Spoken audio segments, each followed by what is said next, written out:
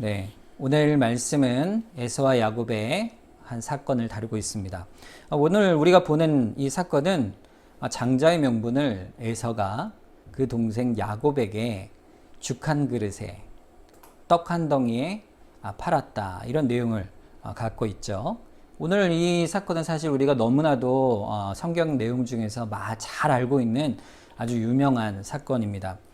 어떻게 보면 별 내용이 없는 사건 같기도 한데, 그러나 그 자체로 보면 사실 죽 한 그릇에 장자의 명분을 팔았다는 그런 간단한 내용이지만, 사실은 성경에서 말하는 한 사건 한 사건들은 겉으로 드러나는 그 사건의 교훈만을 우리가 바라보는 것이 아니고, 그 속에 들어있는 영적인 중요한 내용들을 우리가 바라보는 것이 우리가 아주 중요한 영적인 내용들을 받아 또 믿음으로 세워져 가고 누리는 귀한 교훈이라 할 수 있겠습니다.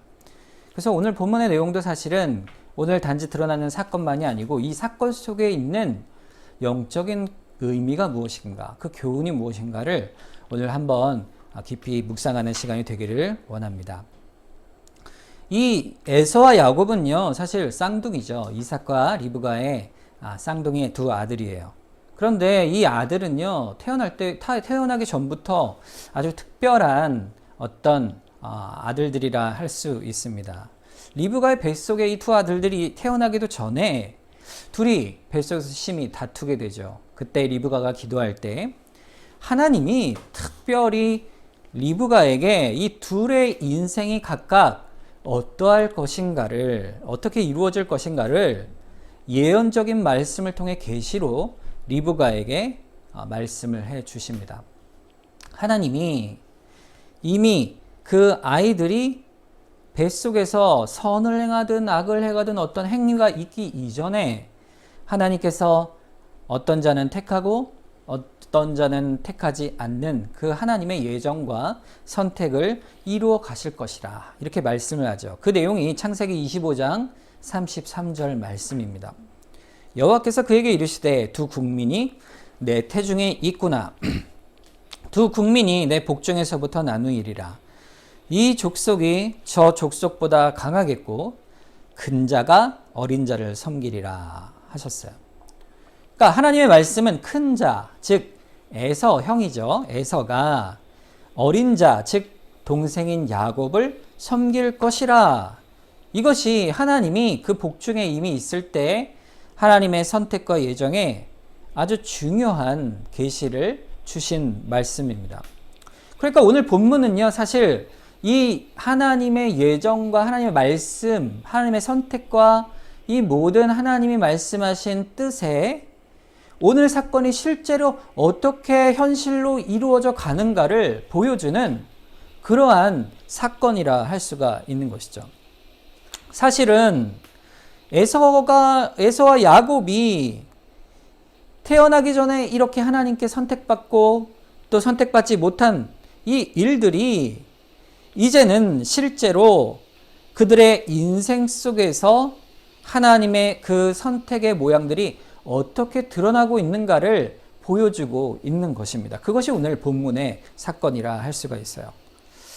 그래서 이 말씀은 사실 우리가 볼 때에 그러한 하나님께서 우리를 택하시는 그 선택의 은혜, 또 하나님께서 우리를 만세전에 예정하셔서 여러분을 이 자리에 불러내신 그 하나님의 예정의 은혜가 어떻게 우리 인생 속에 드러나는가를 보여주는 영적인 사건이라 할 수가 있습니다.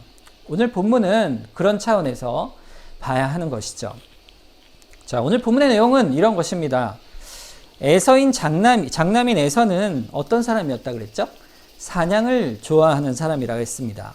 그래서 익숙한 사냥꾼이라고 오늘 본문에 말을 하고 있죠. 이 익숙하단 말은 아주 능숙한 사냥꾼, 전문가라는 얘기예요. 사냥에는 누구 앞에 내놔도 뒤질 것 없을 만큼 뛰어난 사냥꾼이 바로 이 에서였습니다. 그래서 들에 거주하여 들에서 사냥을 한 그런 사람이었죠. 또 뒤에 가면 에서의 외모가 붉고 털이 덥수룩한 아주 호방한 남자다운 사람이었다, 이렇게 얘기를 하고 있습니다. 반면에 야곱은 전혀 그렇지 못한 사람이었죠. 장막에 거주하기를 좋아하는 사람이었어요. 이 장막에 거하기를 좋아했다는 그 말 속에는요, 어떤 의미가 들어있냐면, 이 장막에 앉아있길 좋아하는 자라는 말의 의미 자체가 사실은 게으른 사람을 말할 때 쓰는 히브리어의 의미를 담고 있습니다. 그러니까 밖에 나가서 어떤 일을 하는 것보다는 집안에 머물러 있고 조용히 있기를 좋아하는, 오늘 보면 조용한 사람이라 했으니 말수도 적었고 사람들과 관계하는 것도 어려워하는 참 내성적인 성격의 사람이 아니었을까, 이렇게 짐작을 할 수가 있겠죠. 자, 그러니까 이삭과 리브가가 부모가 볼 때에도 한 태에서 난 쌍둥이인데도 불구하고 이 두 아들 형제의 성격이 너무나도 다른 것입니다. 둘 다 내 자식이지만 이 둘이 너무 다른 거죠. 여러분, 우리 아이들 이렇게 둘 이상 있는 집 보셔도, 부모님의 입장에서 보셔도 그렇지 않습니까? 같은 부모에게 태어난 형제인데 또 너무 성격이 다른 경우가 많이 있지 않습니까? 그런데 이 에서와 야곱은 그것이 극과 극을 이루고 있는 것이죠. 자, 그런데 오늘 본문에 보면 이삭이 누구를 더 좋아한다고 되어 있어요? 에서를 더 좋아합니다. 그 이유가 뭐라고 되어 있냐면, 에서가 사냥한 고기를 이삭이 좋아했기 때문이다, 이렇게 말씀을 하고 있어요.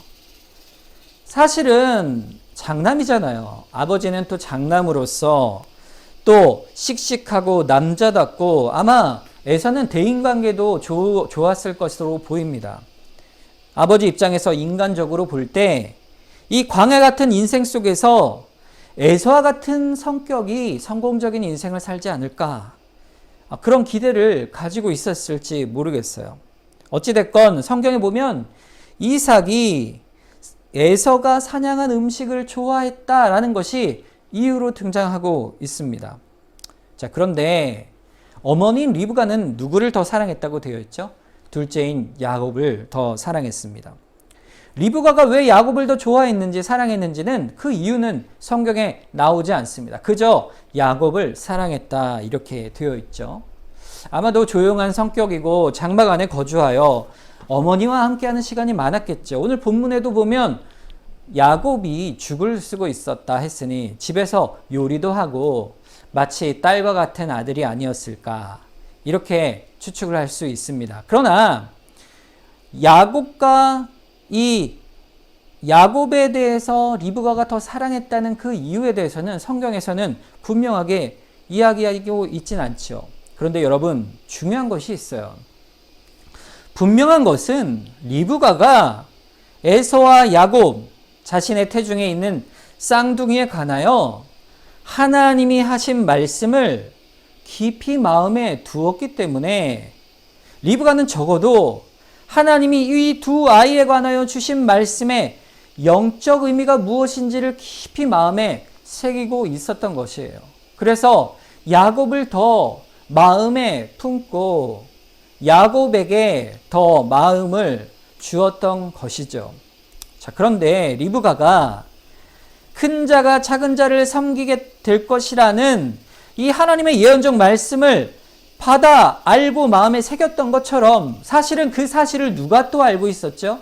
바로 이삭도 그 예언의 말씀을 분명히 알고 있었을 것입니다. 그러면 이삭도 사실은 마땅히 그 에서를 좋아하는 것이 뭐 틀린 것은 아니지만 야곱을 더욱더 유심히 보고 이 아이가 어떻게 자라갈 것인가를 바라봤을 것이죠. 그런데 이삭은 에서를 더 좋아하고 에서가 사냥한 음식을 즐겼다라는 이 표현 속에는 성경이 우리에게 말해주는 무엇인가가 있는 것이죠. 그것은 리브가와 이삭의 영적 상태가 어떠한 것인가를 대조하여 보여주고 있는 것입니다. 리브가는 하나님 앞에 그 말씀의 뜻과 교훈을 잘 새기고 상황을 살폈으나 이삭은 먹는 것에 취하여 자기의 보는 눈과 판단에 취하여 하나님이 하신 말씀과 그 예언의 의미도 분별하지 못한 것. 그래서 그러한 모습으로 있었던 것이다. 그러니까 이삭과 리브가 중에 누가 더 영적으로 깨어 있었고 선명한 사람이었을까요? 바로 리브가죠. 그래서 창세기 27장 1절에 보면 축복을 하기 직전에 이삭의 모습을 이렇게 성경에 표현합니다. 이삭이 나이가 많아 눈이 어두워 잘 보이지 못하더니, 이 말은 그의 육신의 눈이 어두워진 것뿐 아니라 그의 영적인 어두운 상태를 표현하는 말씀이기도 하죠. 맛있는 사냥한 고기의 음식에 취해서 하나님이 자신에게 주신 두 아들을 통해 이루어 가실 하나님의 약속과 계시의 메시지를, 더 나아가서 자신을 통하여 이루신 하나님의 복이 이어져 갈 그 약속이 이어질 하나님의 복이, 하나님의 뜻이 어떻게 이루어질 것인가에 대한 관심은 이삭이 두지 않았다는 사실을 볼 수가 있는 것이죠. 하나님께서는 이미 두 아이가 태중에 나오기 전에 하나님의 복이 누구를 통해 이루어져 갈 것인가를 이미 분명히 나타내 보이셨습니다. 그러나 이삭은 영적으로 눈이 흐릿한 상태에 있었던 것이죠. 이렇게 리브가와 이삭, 부부의 관계 속에서, 부모의 역할 속에서도 영적인 그 모습이 대조적으로 드러나고 있습니다. 이어서 또 계속 이어지는 사건에서도 역시 에서와 야곱의 이런 영적인 상태가 대조적으로 드러나고 있죠. 오늘 본문의 사건에 등장하는 에서와 야곱은 이런 내용을 담고 있어요. 에서가 열심히 사냥을 하고 돌아옵니다. 돌아와서 심히 지쳐있죠. 이제는 마침 그때 야곱이 붉은 죽을 쓰고 있었어요. 여기 보면 팥죽이라는 표현이 등장하는데 아마 팥이나 붉은 콩으로 쓰은 죽이었겠죠. 그래서 붉은색을 띠고 있는 죽이었을 것입니다. 그 죽을 한 그릇 달라. 지쳐있는 에서가 들어오자마자 배고프니 달라고 했던 것이죠. 자, 그런데 야곱이 여기서 꾀를 부립니다.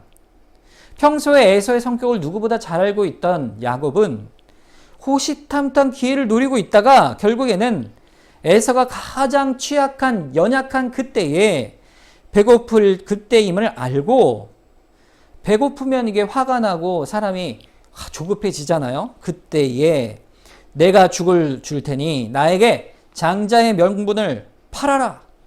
이렇게 조건을 붙이게 되는 것이죠.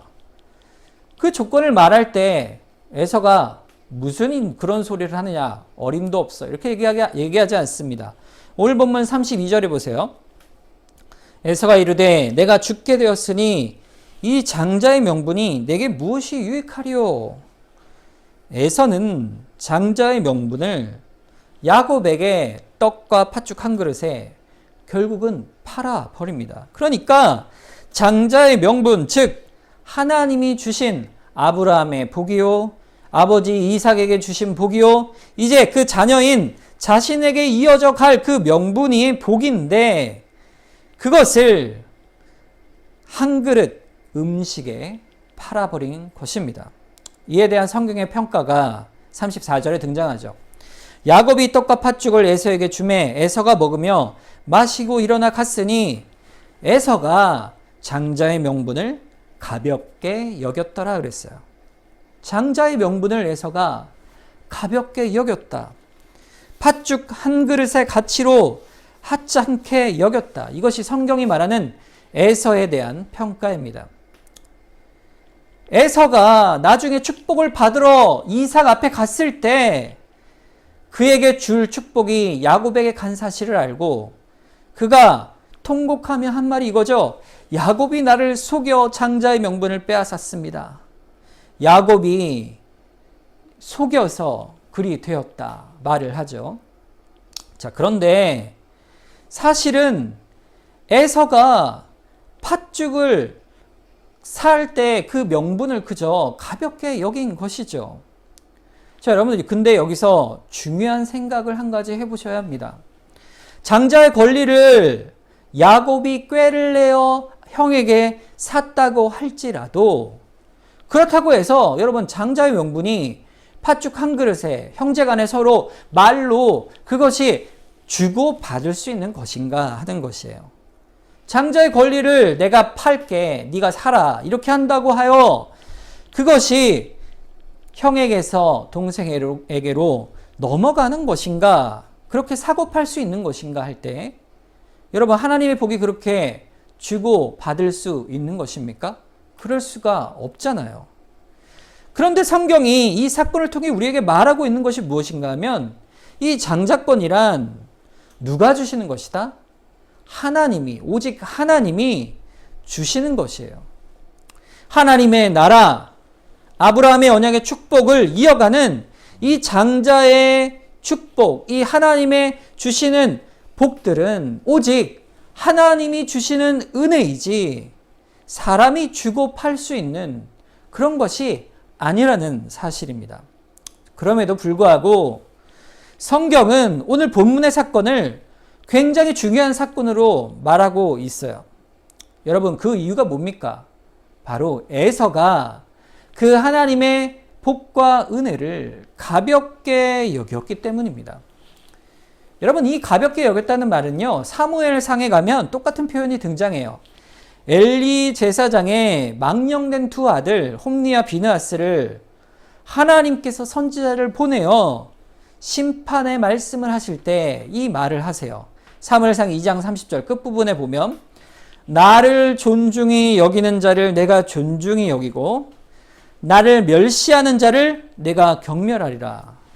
여기서 나를 멸시하는 자라고 말할 때 이 멸시하라는 말이 바로 오늘 에서가 성경에서 말하고 있는 가볍게 여겼다라는 말과 똑같은 단어입니다. 그러니까 하나님을 멸시하고 그 언약의 복과 구원을 가볍게 여기고 망령되이 여긴 것이 바로 성경이 말하는 에서의 모습이었습니다. 그러니까 성경은 실제로 장자의 축복을 사고 판 것처럼 선언하고 있는 거예요. 가만히 보면 이 죽 한 그릇에 사고 파는 인간의 거래로 장자의 권리가 결코 넘어갈 수 없음에도 불구하고 사실은 그 에서의 마음이 이미 하나님이 주시는 그 복을 가볍게 여기고 있었다. 그 영적인 어두움과 미련함을 하나님께서 아시고 책망해 가신 것입니다.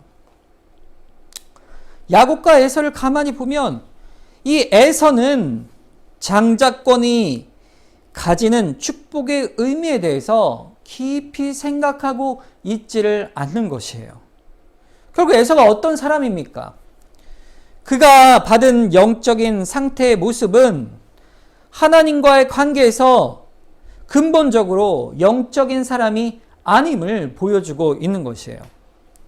그가 가족들이 모여 하나님의 복을 누리는 이 아브라함과 이삭의 가문에서 어릴 때부터 예배를 드렸던 사람이요, 또 하나님이 주신 복이 어떤 것임을 계속 어릴 때부터 들어 알았던 그런 지식이 있었던 사람이지만, 그는 형식적으로 할례도 행하였지만 그 들은 말씀을 한 귀로 듣고 한 귀로 흘리며 영적 감각이 없는 자로 몸만 껍데기만 할례받은 자였을 뿐 하나님의 축복이 자신에게 어떤 것인지 도무지 깨달음이 없었던 그런 사람이었던 것입니다.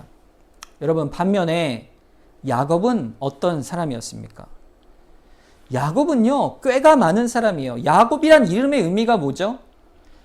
발 뒤꿈치를 잡은 자였어요.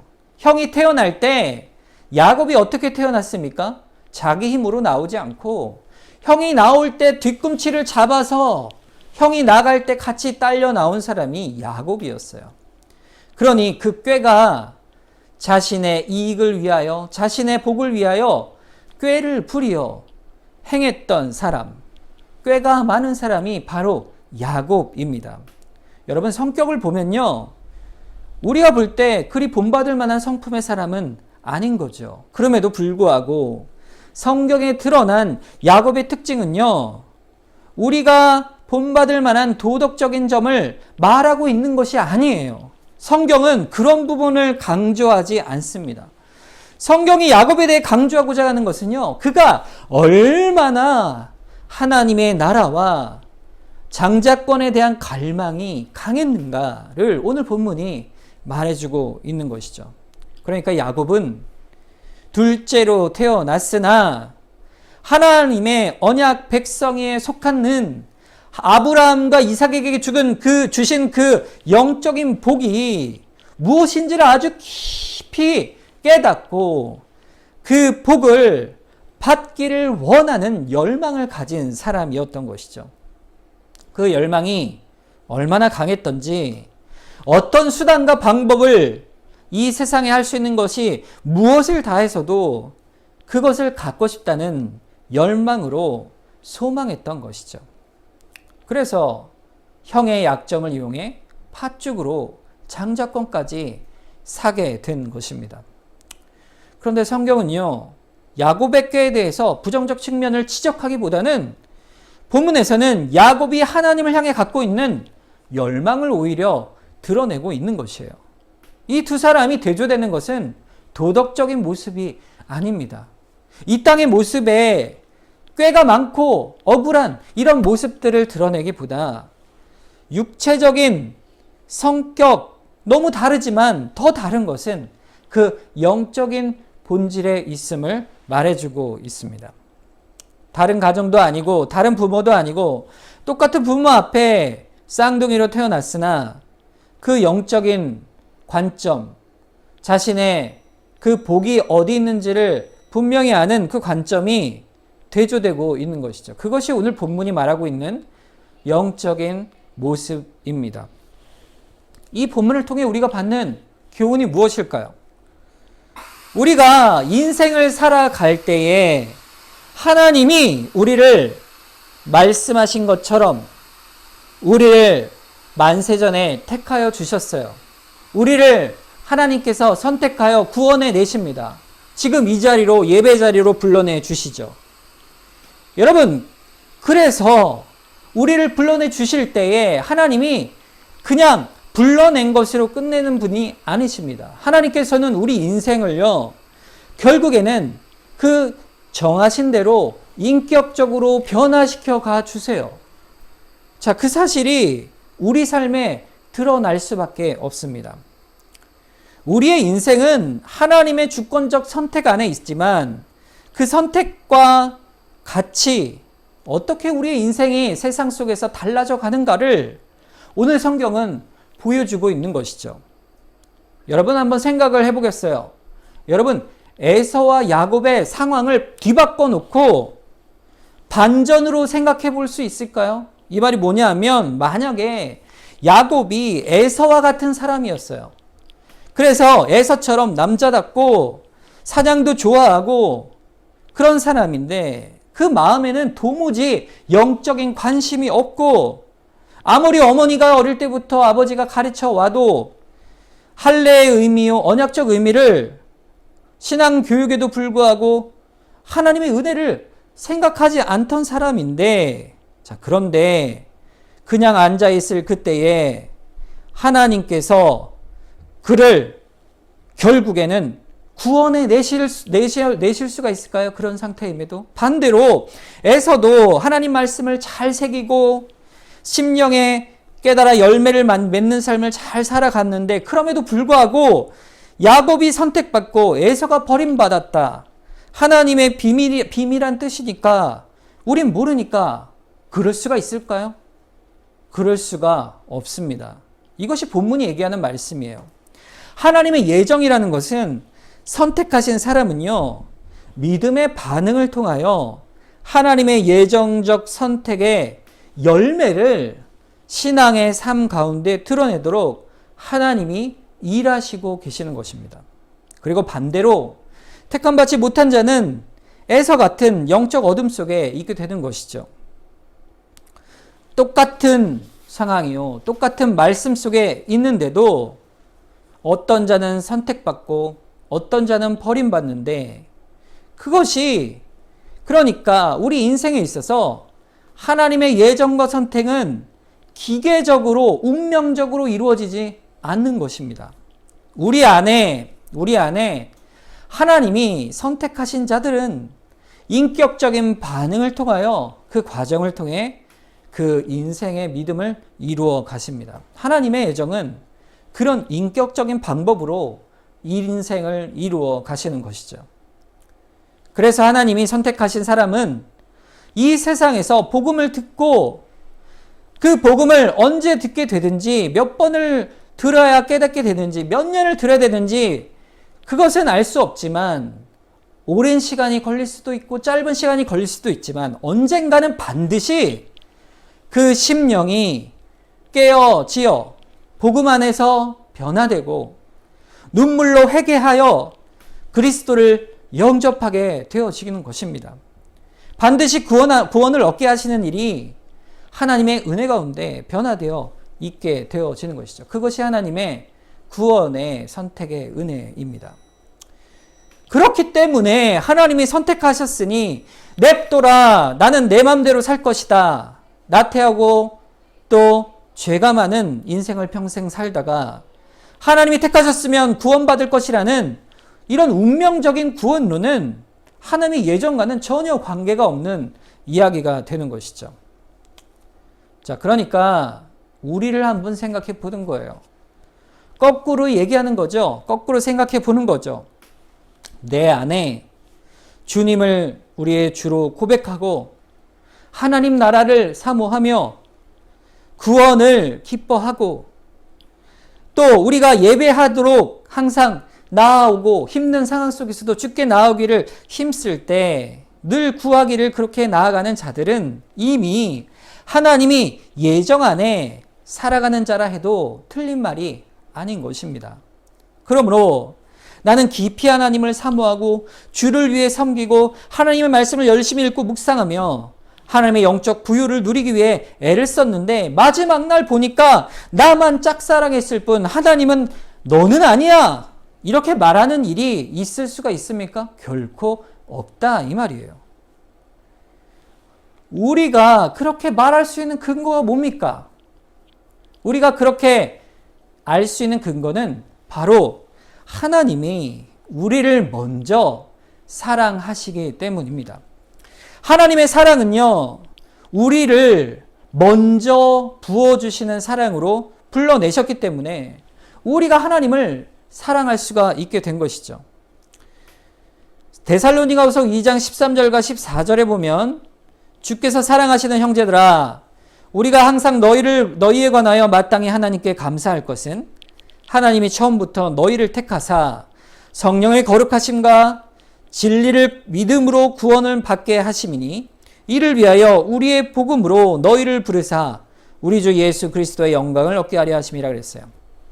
주께서 먼저 만물이 창조되기 전 처음부터 우리를 사랑하셔서 우리를 택하사 우리의 모든 인생을 성령의 거룩해 하시는 은혜와 진리의 말씀을 부어주셔서 믿어 구원을 받게 하시고 결국에는 반드시 예수 그리스도의 복음의 영광을 얻게 하려고 불러내신 것이라, 이 말씀이에요. 이것이 하나님의 놀라운 우리를 향한 구원의 선택의 은혜입니다. 그러니까 여러분, 우리가 결코 두려워할 필요가 없습니다. 혹시라도 하나님이 나를 선택하지 않으셨나? 하나님이 혹시라도 내가 이렇게 열심히 믿음 생활을 하는데 하나님이 혹시 나를 버리시지 않을까? 이런 두려운 마음을 여러분 가지실 필요가 없는 것이에요. 하나님은 확실하게 우리가 주님을 향해 감사하고 주님 앞에 예배로 나아오며 영적으로 반응하고 주님의 뜻을 따라 살겠다 결단하는 그때에 그 열매들을 통하여 하나님이 우리에게 선택하신 그 은혜를 확증하여 보여주시는 것입니다. 그러니까 이 은혜는 나로 말미암는 것이 아니고 주님께로 말미암는 것이죠. 결국에 야곱이 야곱되게 하신 이는 하나님이세요. 하나님의 은혜라, 이렇게 고백할 수밖에 없는 것이죠. 우리에게는 중요한 사실을 말씀해 주고 있습니다. 하나님이 택한 사람은요, 에서와 같지 않아요. 하나님이 택한 사람은 야곱과 같아서 하나님 나라를 깊이 사모하고 열망할 수밖에 없습니다. 그것을 오늘 말씀이 보여주고 있는 것이죠. 여러분, 오늘 말씀은 결국에는요, 우리가 에서와 같은 영적인 모습이 있지 않은가 돌아보게 하고 있어요. 우리가 받는 그것이 첫 번째 교훈이죠. 에서가 장자권을 가볍게 여겼습니다. 성도인 우리가 하나님 나라의 백성 되어 구원받는 것을 결코 가벼이 여길 수가 없지요. 우리는 그리스도 안에서 하나님 나라를, 그 구원을 사모하는 자들이기 때문에 그렇습니다.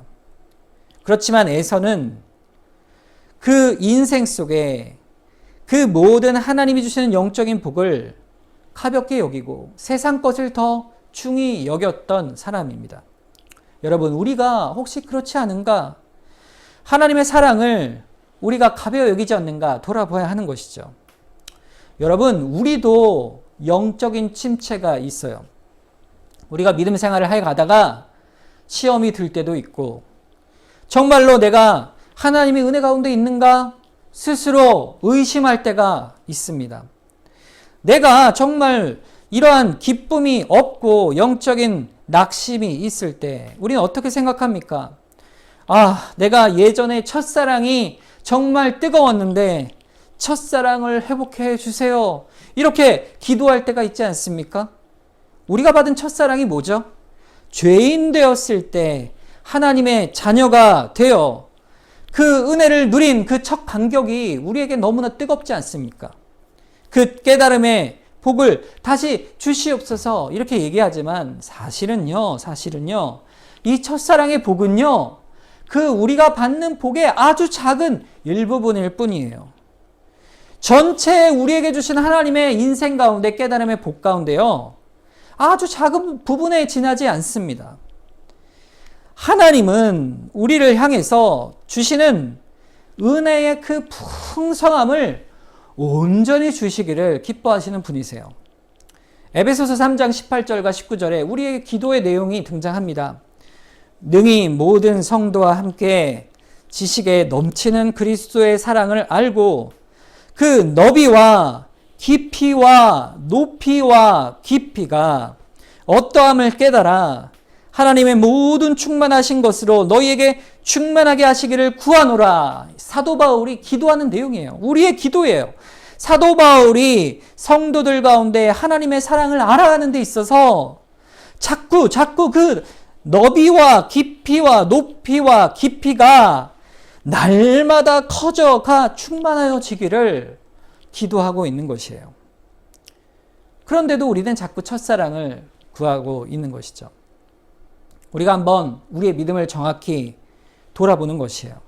우리가 하나님의 사랑을 더욱더 깊이 알아가고 성령의 충만한 은혜의 기쁨에 젖어 살기를 원하고 진실로 그것을 간절히 구하고 원하면 성경은요, 분명히 그것을 주시겠다 약속하고 있습니다. 그리스도를 알아가는 지식과 그를 사랑하는 사랑이 점점 더 풍성해져서 우리에게 그것을 날마다 채워주실 것을 약속하고 있어요. 사도 바울은 그것을 우리에게 기도로 모범을 보여주고 있는 것이죠. 우리의 신앙은 결코 영적 침체 가운데 무너지지 않습니다. 우리의 신앙에 침체가 있어도, 기복이 있어도, 그러나 하나님의 사랑은 결코 우리의 영혼을 결코 놓지 않는 분이셔서 우리의 영적 부요를 그 너비와 깊이와 높이와 길이를 깨달아 우리 인생에 그 그리스도의 사랑을 채워가 주시는 하나님이심을 여러분 믿으시기를 바랍니다. 여러분, 구하면 주십니다. 두드리면 열릴 것이라 했어요. 찾으면 찾을 것이라 하셨어요. 무엇을 찾고 무엇을 구해야 할까요? 우리의 영적 그리스도를 향한 사랑과 그 구원의 은혜, 야곱처럼 그것을 갈망해 가는 것이죠. 그 깊이와 높이와 넓이와 그 길이가 날마다 넘쳐나게 하여 주시옵소서. 그것이 야곱의 모습이었어요. 여러분, 에서는 이런 교훈을 우리에게 안겨줘요. 그리스도의 사랑의 너비와 길이와 높이의 깊이를 알아가기를 어떻게 했어요? 가벼이 여겼어요. 우리도 그러지 않도록 우리를 돌아봐야 합니다. 우리의 마음속에 지금 무엇이 가득 차 있는가? 우리의 죄악된 모습을 돌아보는 것이죠. 팥죽 한 그릇이 우리의 인생에 필요한 모든 어떤 필요가, 나의 욕심이, 혹은 나에게 있는 어떤 죄악된 모습이 하나님이 주시는 그 모든 은혜의 풍성함을 팔아버릴 만큼 중요한 것으로 여기고 있지 않은가 돌아보게 하시는 것이죠. 바로 내가 에서입니다. 고백하는 것이죠.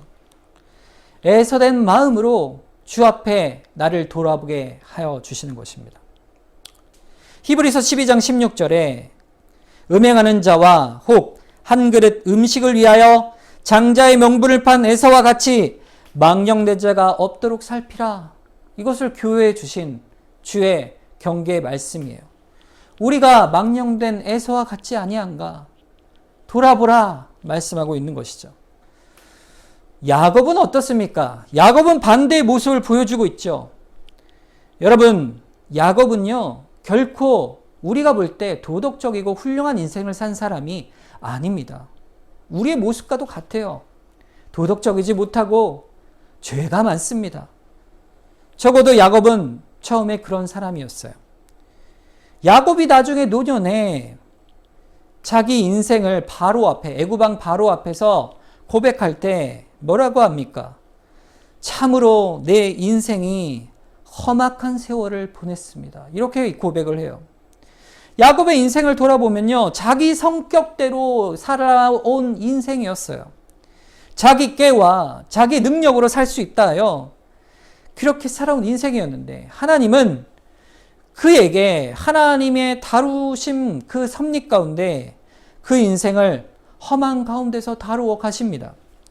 여러분, 끝내 사랑했던 아들, 그 아들이 죽었다라는 말을 다른 자식들에게 속아 긴 세월 동안 고통 속에 살았던 것이 야곱이었죠. 그뿐 아니에요. 사랑하는 아내를 얻기 위하여 종살이를 2배나 더해야 했던 그러한 야곱이었죠.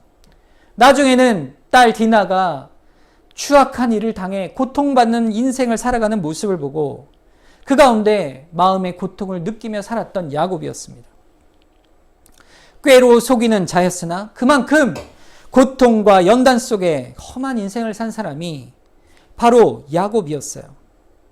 하나님이 그 인생을 섭리 가운데 그 너비와 깊이와 높이를 깨달아 알도록 그 인생 속에 다루어 가신 것이죠. 그 야곱의 인생에서는요, 그럼에도 불구하고 놓치지 않은 한 가지가 있었던 거예요. 그것은 일관된 하나의 빗줄기가 있었는데 하나님을 향한, 하나님 나라를 향한 강한 소망이 그 마음에 있었던 것입니다.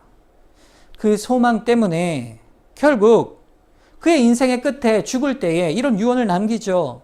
창세기 49장 29절에 그가 그들에게 명하여 이르되 내가 내 조상들에게로 돌아가니 나를 햇사람 에브론의 밭에 있는 굴에 우리 선조와 함께 장사하라. 그렇게 엄히 명하게 됩니다. 그 이유는 뭐죠? 그 가나안 땅을 소망한 것이죠. 하나님의 나라를 소망한 것이에요. 여러분, 성도란 무엇일까요? 어떤 자가 성도일까요? 성도됨에 아주 중요한 결정적인 요소가 있어요. 그것은 하나님의 은혜를, 하나님의 구원과 그의 나라를 소망하는 것입니다. 열망하는 것이에요. 야곱은 인격적으로 우리보다 못할 수 있어요. 그의 성품이, 그의 도덕성이 가진 것들이 우리보다 못할 수 있습니다. 그러나 하나님을 향한 그 소망과 그 열정이 그토록 강렬하여 결국 아브라함과 야곱과 이삭의 하나님이심을, 그 언약의 복의 족장사에 그의 이스라엘의 아비로 서도록 그를 하나님께서 세워주시는 것이죠. 오늘 우리가 본문에서 깨달아야 할 것이 무엇입니까? 하나님은 우리를 향하여 부어주시는 풍성한 선택과 예정의 은혜로 우리를 이 자리에 불러내어 주셨어요. 그런데 우리가 살아가는 인생 속에 그것을 풍성히 부어주시기를 기뻐하시는 하나님이십니다. 우리 가운데 어떻게 그것이 드러날지 우리는 앞으로 어떤 일들이 일어날지 알 수가 없죠. 지금의 우리의 마음이 절망되어 있을 수도 있고 넘어져 있을 수도 있고 죄악 가운데 있을 수도 있고 연약한 중에 있을 수도 있습니다. 그러나 우리의 걸음이 하나님이 붙드시는 가운데 있음을 믿으시길 바라요. 하나님이 먼저 우리를 사랑하시고 우리를 여기 불러내셨음을 기억하시기 바랍니다. 우리는 변할지언정 하나님은 변하시는 분이 아니십니다. 이전보다 더 높고 넓고 깊은 그 은혜를 우리에게 앞으로 우리의 인생의 연단 속에 섭리 속에 그 분량이 얼마나 클지 우리는 알지 못하지만 그것을 우리에게 부어주시는 하나님이신 것이죠. 그러면서 우리 자신을 한번 돌아보는 거예요.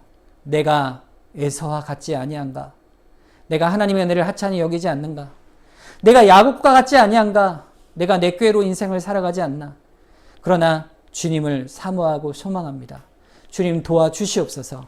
주 앞에 엎드리는 그런 믿음의 인생이 되기를 소망하는 것입니다. 오늘 말씀을 기억하면서 이 시간 합심해서 한번 기도하길 원합니다. 하나님, 하나님의 그 크신 사랑을 의지합니다. 하나님이 우리를 택하여 이 자리에 불러주셨으니 아버지만을 바라보며 나아갑니다. 엎드려 나아갑니다. 우리의 연약한 죄에도 불구하고 우리의 어리석음에도 불구하고 우리의 낙심됨에도 불구하고 하나님은 끝까지 우리를 붙드셔서 우리의 은혜를 풍성히 부어주시기를 기뻐하시는 분이십니다. 우리가 믿습니다. 우리를 붙들어 주시옵소서. 우리 한번 이 시간 주님 앞에 합심해서 한번 기도하도록 하겠습니다.